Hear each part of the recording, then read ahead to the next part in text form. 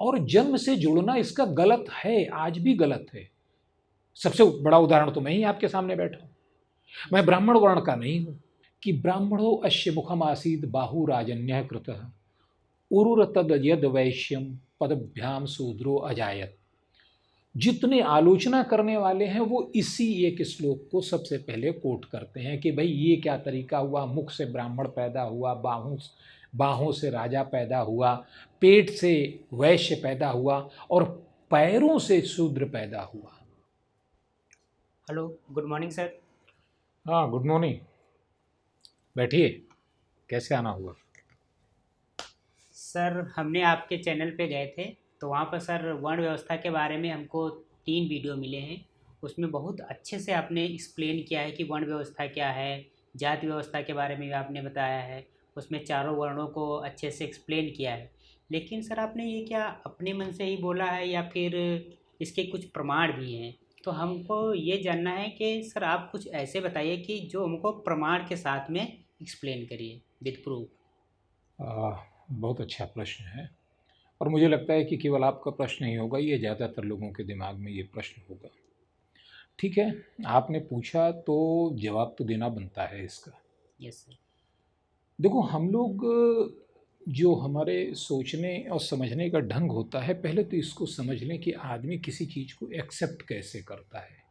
प्रमाण पर बात तो हम लोग बाद में कर लेंगे, प्रमाण क्या है, साक्ष्य क्या है। दो चीज़ें होती हैं, एक होता है जानना, एक होता है मानना। यस तो तुम्हें क्या लगता है कि लोग पहले जानते हैं या पहले मानते हैं? सर, पहले लोग देखते हैं वही बोलते हैं, तो मैंने मानते पहले वही हैं। जानते हैं फिर मानते हैं। Yes sir. लेकिन मनोविज्ञान ऐसा नहीं कहता। हमारे सोचने समझने का जो दिमाग में प्रोसेस चलता है वो कुछ अलग होता है। सच्चाई ये है कि हम पहले मानते हैं फिर जानते हैं। सुनने में ये बड़ा साउंड अच्छा नहीं करेगा, ये लगेगा बड़ी उल्टी सी बात है। एक उदाहरण ले लो। मान लो आप अपने किसी बहुत अच्छे मित्र को या परिवार के किसी सदस्य को लेने के लिए आप रेलवे स्टेशन जाओ। Yes sir. भीड़ बहुत ज़्यादा होती है, चारों तरफ लोग हैं, लेकिन उस भीड़ में भी जो आप जिसे लेने गए हो उसे हजारों की भीड़ में भी आप तुरंत पहचान लोगे। Yes sir. क्यों पहचान लोगे? ऐसा नहीं है कि दिमाग ने बाकी लोगों को नहीं देखा, आंखों ने सबको देखा, लेकिन एक्सेप्ट केवल एक को किया। क्यों? क्योंकि पहले से दिमाग ने उसे मान रखा है कि हम इसके लिए आए हुए हैं। Yes sir. ठीक ऐसे ही हम लोग जीवन में करते हैं कि पहले हम कोई चीज़ मान लेते हैं। इसको साइकोलॉजी में परसेप्शन कहते हैं या हिंदी में धारणा कहते हैं। हमने कोई धारणा बना ली, फिर जब हम कोई चीज़ जानते हैं तो हमारी कोशिश ये होती है कि जो हमने पढ़ा, जो हमने जाना, वो हमारी मान्यता के एकदम ठीक ठीक वैसे ही हो। अगर वैसा नहीं होता तो हम उसे स्वीकार नहीं करते, हम कहते नहीं ये गलत कहा है। अगर वैसा होता है तो हम उसे स्वीकार कर लेते हैं। यस ठीक। सर। तो मैं या कोई भी कुछ भी कहे, उसको स्वीकार करने वाला उसको ज्ञान के रूप में नहीं लेगा, उससे पहले वो परसेप्शन से अपने देखेगा। अगर उसके दिमाग में जो धारणा बनी है उसके अनुरूप उसे लगा तो वो कहेगा नहीं ये ठीक है, तब उसे जानेगा। पहले मान लिया है तो आपने दिमाग में क्या मान रखा है, इसका बहुत बड़ा फर्क पड़ता है कि आप क्या जान पाएंगे। अगर सही चीज़ जानना है और सही तरीके से पूरी बात जाननी है तो आपको इस मानने से मुक्त होना होगा, सारे परसेप्शन को हटा देना होगा। Yes sir. उसी परसेप्शन में जो एक बात निकल के आती है कि आदमी प्रमाण मानता है या प्रमाण मांगता है। ठीक है, प्रमाण की बात हुई तो प्रमाण 4 प्रकार के होते हैं। केवल भारत में नहीं, ये पूरे विश्व में जितना भी लॉजिकल सिस्टम है उसमें 4 प्रमाण माने गए हैं। प्रत्यक्ष, अनुमान, उपमान और शब्द। प्रत्यक्ष का मतलब होता है जिसे आप खुद देख पाएँ, खुद अनुभव कर पाएँ। लेकिन ये बड़ा छोटा होता है क्योंकि हमारा जीवन एक तो छोटा है, दूसरे हम बहुत कितनी चीज़ें देख पाएंगे, इतना बड़ा ब्रह्मांड में हम क्या देख पाएंगे, क्या सुन पाएंगे। तो उसकी सीमा बड़ी छोटी होती है प्रत्यक्ष की। लेकिन मजबूरी ये है कि आज साइंस के कारण या साइंटिफिक सोच के कारण हर व्यक्ति प्रत्यक्ष प्रमाण को ही सबसे ज़्यादा महत्वपूर्ण मान बैठा है। साइंस ये कहता है कि जिसे हम देख पाएँ, जिसके ऊपर परीक्षण कर पाएँ, जिसे हम दोहरा पाएँ, सिर्फ उसको प्रमाण मानेंगे, उसको सच मानेंगे। ये प्रत्यक्ष प्रमाण की बात है। लेकिन सच्चाई ये है कि जीवन प्रत्यक्ष प्रमाण से नहीं चलता, वह अनुमान, उपमान और शब्द प्रमाण से चलता है। देख लो इसको क्या कहते हैं। अनुमान का मतलब होता है कि कोई चीज़ सामने नहीं है लेकिन आप उसे सच मानो। जैसे आप जा रहे हैं, सड़क भीगी हुई है, धूप निकली हुई है, लेकिन आप अनुमान क्या करते हो? लगता है बारिश हुई है। वो आपका ज्ञान है, यस सर। आपको किसी ने बताया नहीं है, आपका ज्ञान है, लेकिन वो अनुमान से हुआ। या आप पढ़ते हो कि E = mc²। आपने परीक्षण किया है कि एनर्जी मॉस में कन्वर्ट होती है? कहीं आपने देखा है? ना आपने देखा है, न आपने परीक्षण किया है, प्रत्यक्ष नहीं हुआ है, लेकिन आप मानते हो। अब उपमान ये है कि आप सारी चीज़ें देख नहीं पाते हो। मान लो जिसने देखा है वो आपको उसके बारे में बताएगा। जैसे आपका टीचर आपको कुछ किसी बारे में बताता है, वो बताता है कि साहब 1526 में बाबर आया था, उसने आक्रमण किया। आपने तो नहीं देखा है, और वो उपमा देते हैं कि वह आक्रमण ऐसा था कि एकदम समुद्र की लहरों की तरह सेनाएं बढ़ रही थी। तो आपके दिमाग में एक चित्र बनता है कैसा युद्ध हुआ होगा, या झांसी की रानी के बारे में पढ़ता। अंतिम प्रमाण होता है शब्द प्रमाण, और यही सबसे बड़ा प्रमाण है।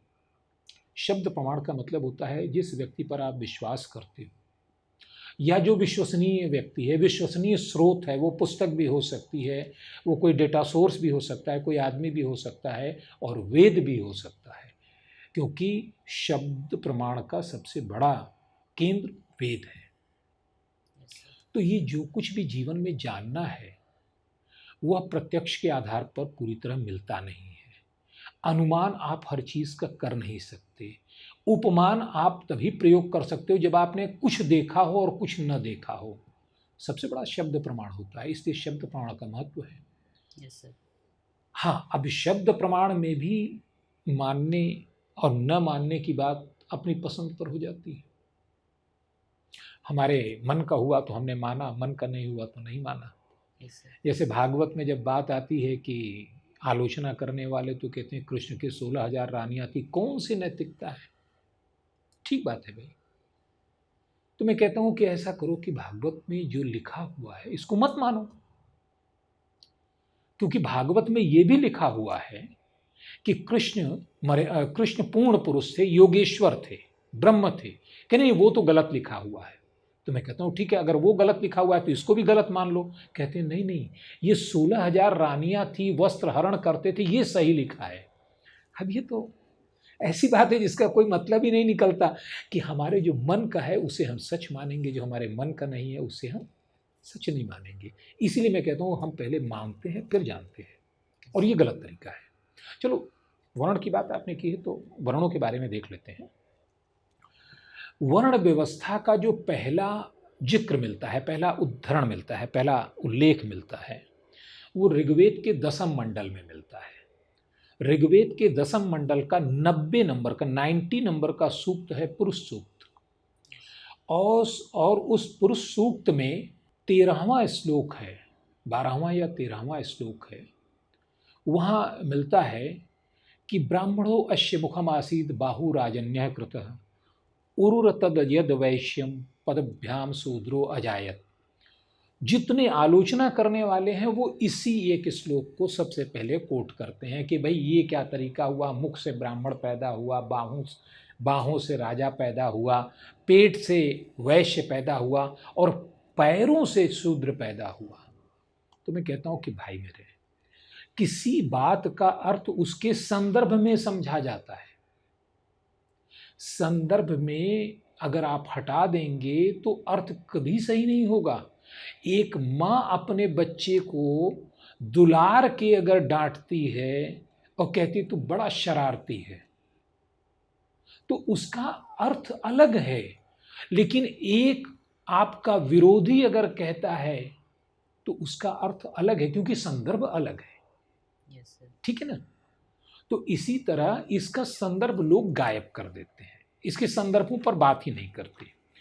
अब इसका जो संदर्भ है वह है ये कि इसका जो पुरुष सूक्त का पहला श्लोक है उसमें ऋषि इस संपूर्ण जगत की जो शक्ति है, चेतना है, उसके बारे में बात करता है और वो कहता है सहस्त्र शीर्षा पुरुषा, माने वह पुरुष, वह शक्ति जो संपूर्ण जगत में है, वो हजारों सर वाली है, हजारों आँख है, हजारों हाथ है और सब जगह व्याप्त है। यद भूतम यच्च भावेत, जो हुआ है वह भी पुरुष है और जो होगा वह भी पुरुष है। इसे लोग नहीं पढ़ते। इसी में 11वें नंबर का श्लोक भी पढ़ना चाहिए। 12वें नंबर पर ये तुम पढ़ते हैं। 11वें नंबर का श्लोक ये कहता है कि जो शिष्य है, जो जानने वाला बैठा हुआ ऋषि के सामने, वह पूछता है कि यह जो बार बार आप पुरुष की बात करते हैं, इस पुरुष का सर क्या है, पैर क्या है, पेट क्या है, हाथ क्या है, मुख क्या है। वह पूछता है कि भाई अगर पुरुष है तो इसका क्या है। उसके जवाब में ये श्लोक कहा गया, लेकिन इस श्लोक का अर्थ समझने, इस ऋचा का अर्थ समझने के लिए हमें पुरुष शब्द का अर्थ समझना होगा। पुरुष शब्द का अर्थ निरुक्त में मिलता है। वे ग्रंथ जो वेदों के शब्दों की सही व्याख्या करने के लिए लिखे गए थे। निरुक्त में पुरुष का अर्थ मिलता है पुरी देहे शेते इति पुरुष। पुरी यानी नगर, आबलिक है देहे।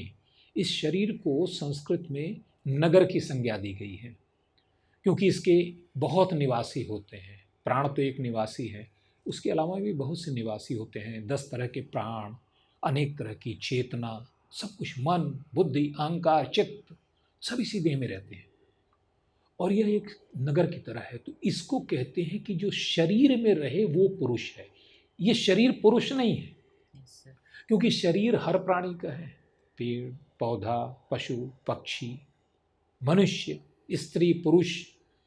तो शरीर को पुरुष नहीं कहा है। शरीर में जो व्याप्त शक्ति है, प्राण है, ऊर्जा है, उसे पुरुष कहा है। तो जिस पुरुष की बात यह कर रहे हैं, कहा गया है कि ब्राह्मणोऽस्य मुखम आसीत्, वास्तव में वह बताया गया कि एक जो विशाल ऊर्जा इस संसार को बनाने वाला प्राण शक्ति है, जिसको आप ब्रह्म कह लो, ईश्वर कह लो, जो भी चाहे कह लो, उसके गुणों के रूप में बताया गया कि ब्राह्मणो अस्य मुखम आसीत्। इसका मुख का काम क्या है? बोलना। मुख का काम यही है। इसी अर्थ में प्रयोग किया गया है। यानी यह जो बोलने का काम करता है, जो संभाषण का काम करता है, बताने का काम करता है, और जो उस काम को करता है वह ब्राह्मण है।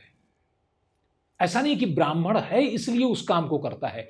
जो उस काम को करता है वो ब्राह्मण है। बाहुराजन्य कृत, राजा का अर्थ होता है प्रजाम रंजयते इति राजा, जो नीचे की अपने प्रजा को हर तरह से सुखी रखता है, सुरक्षित रखता है, वह राजा। तो राजा का मतलब योद्धा, वीर, पराक्रमी, प्रशासक, जो सबकी सुरक्षा करे। तो सुरक्षा करने वाले योद्धा जो करते हैं वो इसके हाथ हैं। अर्थ को उल्टा समझा जा रहा है सामान्य अर्थ में, सही अर्थ ये है उरुर तद यद वैश्यम। स्पष्ट हो गया। यद वैश्यम, वैश्य वो है जो इसके पेट का काम करता है। पेट का काम क्या है? भोजन को ग्रहण करना, पचाना और शक्ति को उत्पन्न करना, सबको ऊर्जा देना। समाज में क्या काम है? व्यापार करना, धन उपार्जन करना, सबके लिए काम करना। यह जो कार्य कर रहा है वह वैश्य है। और पदभ्याम शूद्रो अजायत, अजायत शब्द बड़ा महत्वपूर्ण है। अजायत का माने उत्पन्न हुआ, पदभ्याम माने जो इसको चलायमान रखता है। अगर पैर हटा दीजिए तो शरीर नहीं चलेगा, ठीक बात है। इसी तरीके से समाज में शूद्र उसे कहा गया जो संपूर्ण समाज के सारे अंगों को एक साथ बांधता है, एक साथ जोड़ता है, उसे क्रियाशील करता है। शूद्र का अर्थ देख लेते हैं, ठीक बात। शूद्र शब्द बना है शुच शब्द से, निरुक्त के अनुसार, और शुच शब्द का मूल अर्थ होता है मोहग्रस्त और दुखी। ये शूद्र शब्द का अर्थ होता है। कहा जो भारतीय परंपरा है बड़ी अद्भुत है। इसमें ये माना जाता है कि हर व्यक्ति जन्म से शूद्र होता है। जन्मना जायते शूद्र कर्मणा ब्रह्म अभिरुच्यते, स्कंद पुराण का है ये। तो जन्म से हर बच्चा जो पैदा होता है उसमें मोह होता है। किसके प्रति? अपनी माँ के प्रति। स्वाभाविक रूप से मनुष्य का हो, पशु का हो, कहीं का भी हो, यहाँ का हो, विदेश का हो, किसी संस्कृति हो, सब में माँ के प्रति प्रेम होगा। और वह भयभीत भी रहता है, दुखी भी रहता है कि उसे माँ से दूर न जाना पड़े। इसलिए वह लक्षण आप देख सकते हैं कि बच्चा जन्म से शूद्र हुआ। संस्कारात द्विज उच्यते, संस्कार करते हैं तो वो श्रेष्ठ हो जाता है, क्षत्रिय हो जाता है, ब्राह्मण हो जाता है, वैश्य हो जाता है। क्या मतलब हुआ इसका? इसका मतलब ये हुआ कि संस्कार जो बनाए गए 16 संस्कार, अगर वो संस्कार कर दिए जाएं तो वो श्रेष्ठ हो जाएगा। वो अपना वर्ण उसी के अनुसार निर्धारित कर लेगा। इसको अगर और अच्छी तरह देखना है तो इसको गीता में एक बार देखना चाहिए। और मैं ये बताना चाहूँगा कि गीता, श्रीमद् भगवद गीता में स्वयं इसका उल्लेख है कि गीता को सबसे पहले सूर्य को दिया गया था, और यह मूल महाभारत के हजारों वर्ष पूर्व इसका ज्ञान स्वयं योगेश्वर कृष्ण ने या विष्णु ने सूर्य को दिया था। सूर्य से यह विवस्वान को, विवस्वान से यह वैवस्वत मनु को मिला। यह पूरा उल्लेख है। यानी गीता पहली बार नहीं कही गई। 5000 साल पहले तो महाभारत युद्ध में गीता का पुनर्वचन हुआ, पुनर्कथन हुआ। और पुनर्कथन इसलिए हुआ कि तुम अर्जुन को तैयार करना था।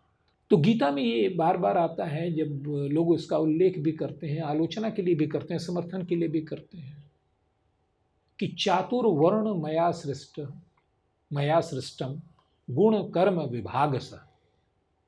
ये चारों वर्ण मेरे द्वारा सृजित हैं, गुण के आधार पर, कर्म के आधार पर, और उनके द्वारा होने वाले विभाग के आधार पर।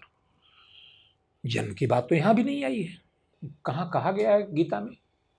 4 अध्याय के 13वें श्लोक में इसको कहा गया है, चातुर्वर्ण मया सृष्टम गुण कर्म विभाग सह। अब 13वां श्लोक तो आदमी पढ़ता है, लेकिन शेष आगे पीछे नहीं पढ़ता। उसी में अगर हम 18वें अध्याय में चले जाएं गीता के, और 41 नंबर का श्लोक अगर देखें, जो यह कहता है कि ब्राह्मण, क्षत्रिय, वैश्य, शूद्र, ये जितने भी हैं, ये अपने अपने गुणों, प्रकृति प्रदत्त स्वभाव के कारण जिन गुणों को चुनते हैं, चयन करते हैं, उसके अनुसार वर्ण में चले जाते हैं। 41 नंबर का श्लोक फिर बता रहा हूं, अध्याय 18 श्लोक संख्या 41। अब ये क्या है कि जो गुण उनके प्रकृति प्रदत्त गुण है, हर व्यक्ति के अंदर स्वभाव से उसके कुछ एक गुण होते हैं, जिसको हम लोग स्वभाव भी कहते हैं, हम मूल गुण भी कहते हैं, और कुछ गुणों को वो अर्जित करता है, जिन्हें अर्जित गुण कहते हैं। मैं बार बार यही बात तो कह रहा हूं कि हमारा जो स्वभाव है और उसके अनुसार जो गुण हम अर्जित करते हैं, वही वर्ण होता है। यही बात गीता भी कह रही है 18वें अध्याय के 41वें श्लोक में। और 40वें श्लोक में वो कहते हैं कि ऐसा कुछ भी नहीं है पृथ्वी पर जो तीनों गुणों से रहित हो। सब में अपने अपने गुण हैं, मनुष्य हो, पशु हो, पक्षी हो, जो भी हो, देवता भी इससे बचे नहीं हैं। उनमें भी अपने सत्व रज तम के तीनों अलग अलग संतुलन है, और उसके कारण उनका एक स्वभाव है। स्वभाव के अनुसार अपने कर्म चुनते हैं, और जैसा कर्म चुनते हैं वैसा वर्ण बनता है। बेहतर होगा कि इसके आगे 42वां, 43वां, 44वां श्लोक भी पढ़ना चाहिए, जिसमें उन्होंने क्रम से यह भी बताया है कि कौन कौन से गुण होने पर वह किस वर्ण का हो जाएगा। अगर उसमें आत्मसंयम है, उसमें त्याग है, उसमें सहिष्णुता है, उसमें क्षमा है, तो वो ब्राह्मण वर्ण में चला जाएगा। अगर उसमें ओज है, तेज है, धैर्य है, किंतु क्रोध भी है, तो वो क्षत्रिय वर्ण में चला जाएगा। अगर उसमें सेवा भाव है, अगर उसमें गौ सेवा, व्यापार, इन सब की गुण हैं, तो वह वैश्य हो जाएगा। अगर उसमें सेवा भाव है और उसमें अभिमान राहित्य है, तो वह शूद्र वर्ण में रहेगा। ये पूरा उल्लेख है श्लोक संख्या 42, 43 और 44 में।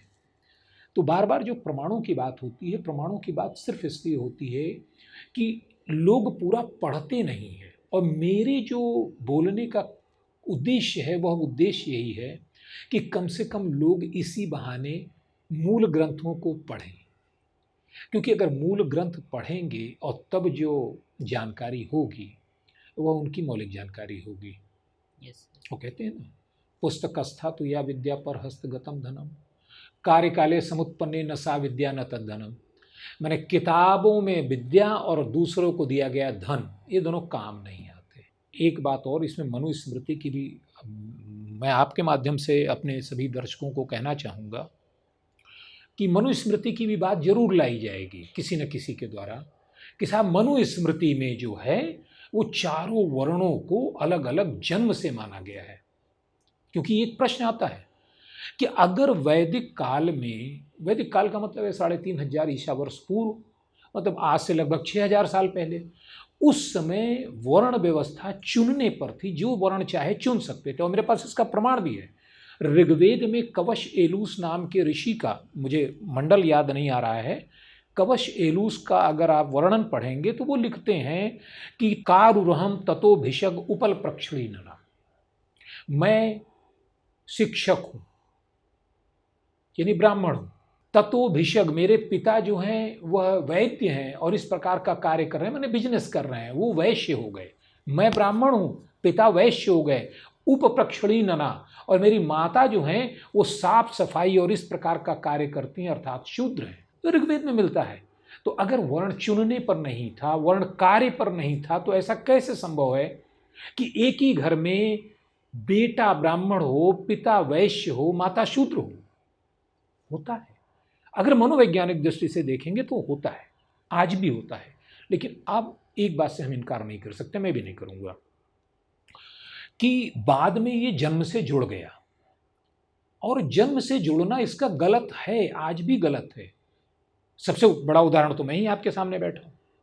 मैं ब्राह्मण वर्ण का नहीं हूं, वेदों का अध्ययन कर रहा हूं, गहन अध्ययन कर रहा हूं, भारतीय संस्कृति सनातन पर कार्य कर रहा हूं, योग और ध्यान पर कार्य कर रहा हूं, और अच्छा कार्य करने की कोशिश कर रहा हूं, ब्राह्मण का कार्य कर रहा हूं। मेरा अगर वर्ण नियमानुसार माना जाए तो ब्राह्मण हो जाएगा, यद्यपि मैं जन्म से ब्राह्मण नहीं हूं। समस्या केवल ये है कि जन्म से जुड़ गया ये, और जन्म से जुड़ा कब है?